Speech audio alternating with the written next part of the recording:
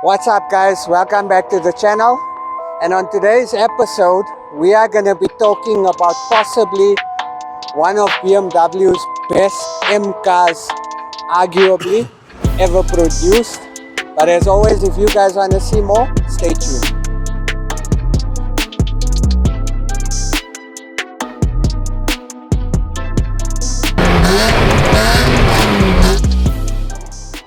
Right now, welcome back.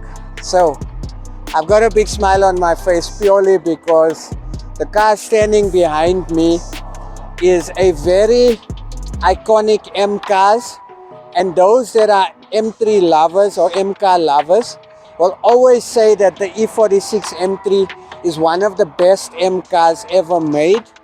And the reason why they say that is because the engineering behind the vehicle was a marvel at the time. But before we get into this particular one, let me give you guys a little bit of a history tour on why the E46 M3 is such a special car.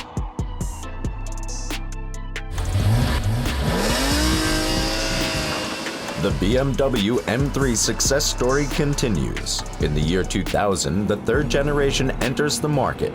It is the M3 with the development code E46. BMW E46 M3 is the third generation of the iconic M3, produced from 2000 to 2006, featuring a high-revving 343 to 360 horsepower S54 inline-6 engine that won Engine of the Year awards. It is celebrated for its driver-focused design, including aerodynamic enhancements, a high-quality interior, and available manual or SMG2 automated manual transmissions. The E46 M3 is considered a modern classic, a high-performance vehicle that balanced everyday usability with track-ready performance and holds a special place in automotive history. Right now, I've got a soft spot for the E46 M3. My first M car that I've ever owned was an E46 M3, and I bought many years ago at Dada's Motorland, and this is how it looked.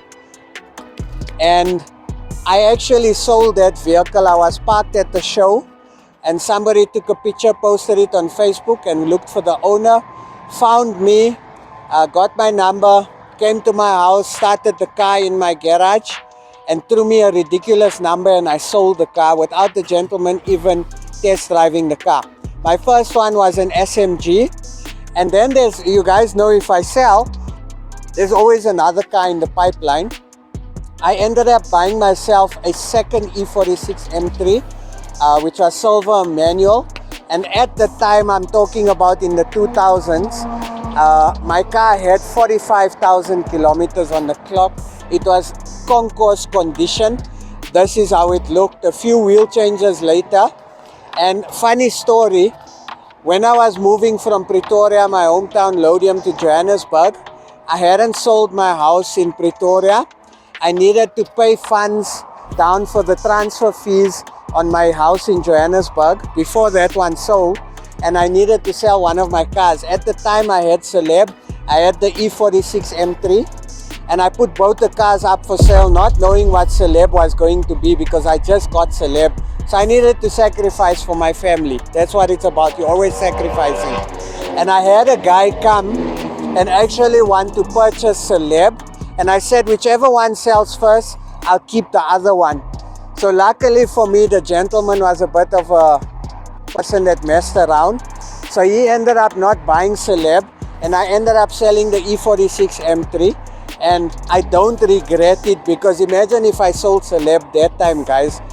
I mean, really, I wouldn't have been where I am today in terms of E30's reputation had I sold Celeb at that time. So it just goes to show Celeb wasn't meant to go, and that's why I'll never ever sell Celeb.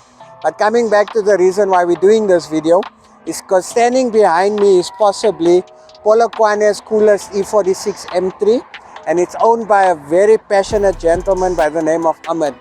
Now, Ahmed chatted to a few of my family members to find out who can he send his vehicle to. Naturally, the guys referred him to me.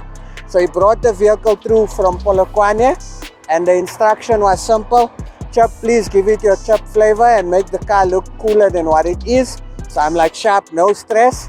So the first thing we decided to do was to do a bit of a color change. The initial color of the car was carbon black, as you can see in the pictures here. However, I'm a jet black fan. The customer loves a full black M3. So we decided to go with the jet black color change respray.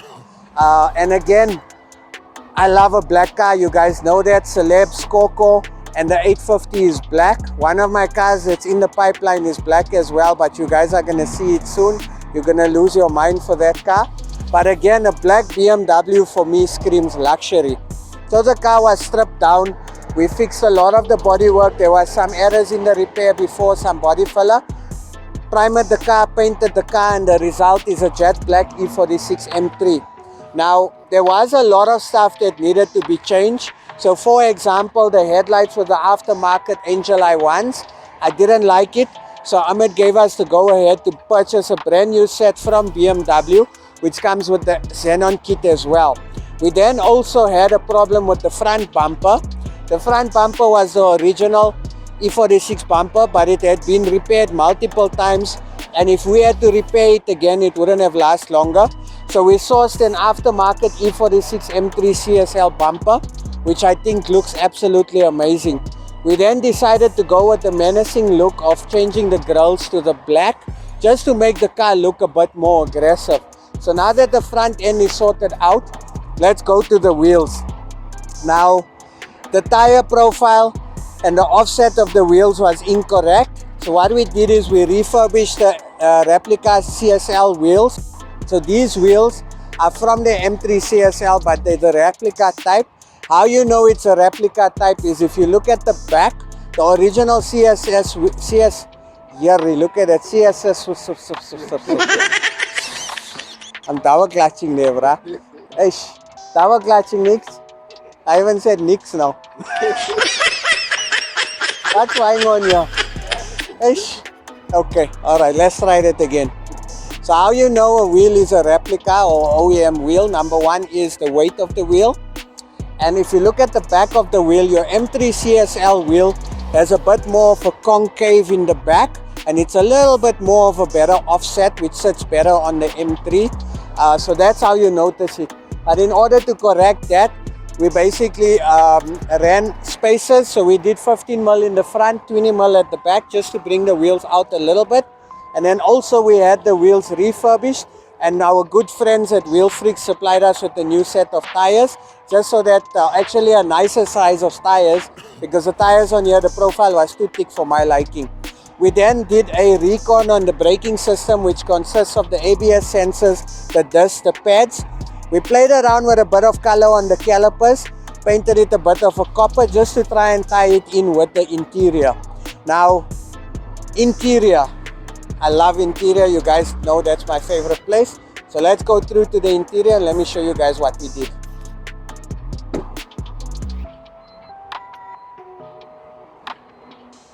Okay, now, interior is where you spend most of your time, so it's got to be the most comfortable.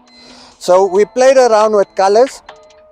Ahmed fell in love with Nkabi's color, which is the Piccadilly Cognac. So we decided to redo the seats OEM style.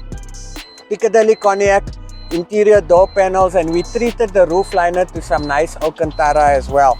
Now this is a common problem that always happens. On all the BMWs, the plastic trims tend to obviously fade away. So our good friends at Plasma Graphics sorted us out by doing a gold carbon fiber on all the plastic trims. Personally, I like it, and it also ties in a bit with the calipers. And you guys know whenever I do a car, I always like to tie it in somewhere. So you've got your Piccadilly Cognac, which breaks the monotony of the black on the exterior. And then you tie your calipers in with your carbon fiber trim. Now we've decided to wrap the steering wheel as well with a mix of carbon fiber, Alcantara and Piccadilly Cognac. And obviously, Ahmed being Ahmed wanted a very small, mild sound system. So we hooked him up with a Sony double din. We soundproofed the complete boot area, which we'll get to in a bit. And we upgraded the speakers with Alpine speakers. You guys know I'm an Alpine man. A BMW must have Alpine, in my opinion. So yeah, so that's naturally why we went with the Alpine stuff. Let me take you guys through to the booth and show you the magic that's happening there.